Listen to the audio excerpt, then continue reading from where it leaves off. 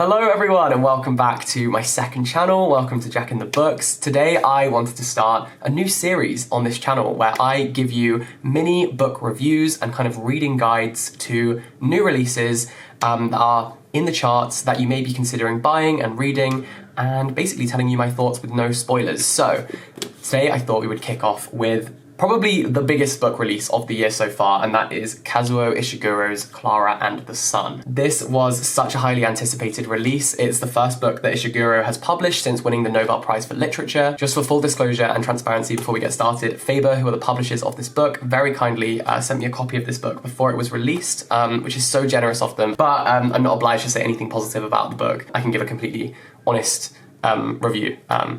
So I will do. When this arrived in the post, I was absolutely buzzing because I am a big Ishiguro fan. Klara and the Sun is what I would categorize as speculative fiction, so it's kind of on the same wavelength as dystopias, in the sense that it takes features from our current world and imagines a future not too distant from our current reality, where one of those things is a huge part of future life, and in this instance it's AI.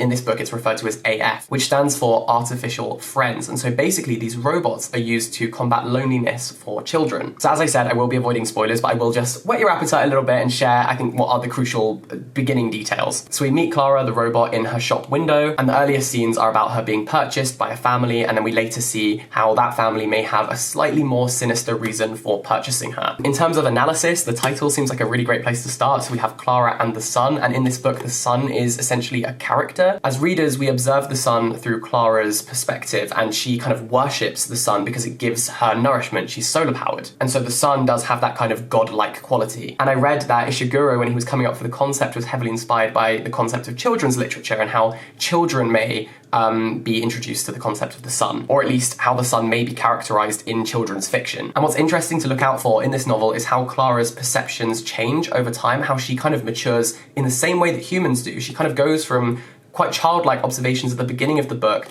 Slowly she becomes kind of like a sister or a friend, then she becomes a sort of maternal figure, and later in the book she's almost like an elderly person. But having said that, there's still this naivety of being a robot and still trying to kind of understand the human world. What's clever about making our central figure and perspective one of a robot is that we get to observe human behavior from an outsider's perspective, so you can kind of break humans down to their most primal kind of instincts and behaviors because they're being observed by someone who is not a human and does not have those instincts naturally. One subtle but extremely clever thing to look out for in Klara's perspectives and how it's written is the cubist inspiration. Sorry, I just wanted to add in a clip here to basically explain what I mean by cubism. So cubism was basically a kind of avant-garde art movement where instead of just seeing things from like one singular perspective, you see multiple perspectives all at once in a kind of abstract way. So they're sort of deconstructed and then reassembled. Basically, because Klara is a robot, she finds it difficult to understand when multiple emotions are being conveyed at the same time. So obviously humans are complicated creatures, right? And occasionally she finds it difficult to interpret them because not everything is a binary, not everything is happy or sad. Some things are kind of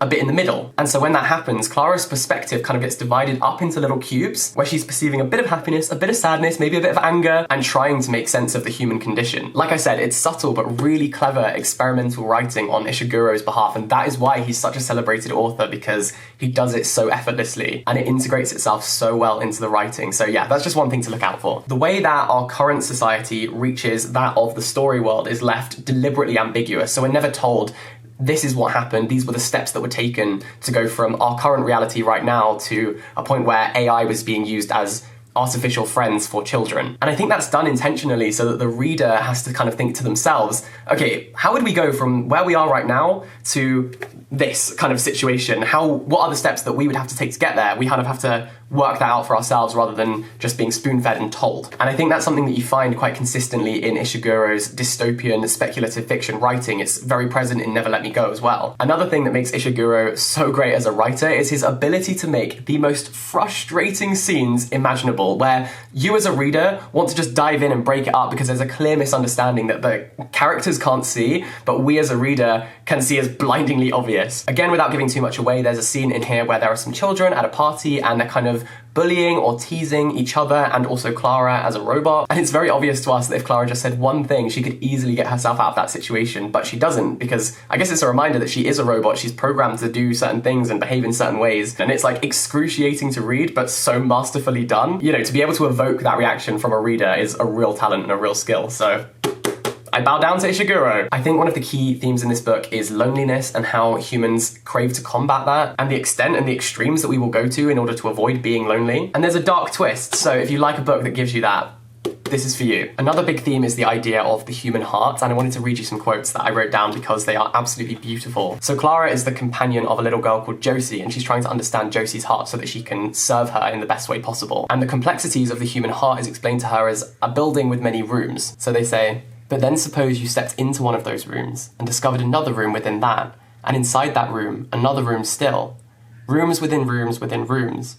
Isn't that how it might be trying to learn Josie's heart? No matter how long you wandered through those rooms, wouldn't there always be others you've not yet entered? And then Klara responds, the heart you speak of, it might indeed be the hardest part of Josie to learn. It might be like a house with many rooms. Even so, a devoted AF, given time, could walk through each of those rooms, studying them carefully in turn, until they become like her own home. Again, I guess that kind of does come back to the idea of cubism, in that everything is multifaceted. There are multiple lenses that you can see everything through. The heart has multiple rooms. Human brains feel multiple emotions at once. And there's actually a quote that says, sometimes at special moments like that, people feel a pain alongside their happiness. I'm glad you watch everything so carefully, Klara. In terms of my reading experience of this book, I would say that the first 100 pages are quite a slow burner, and I think that's really because the first 100 pages are just sort of what the blurb already tells you, but stick with it because it's the kind of book where after you finish it, I mean, I finished this book weeks ago and I'm still thinking about the themes and the ideas and what it puts forward and what it doesn't give us, and yeah, I think it's a masterclass in writing. I personally gave it a 4 out of 5 stars. I didn't necessarily feel captivated the whole way through, and also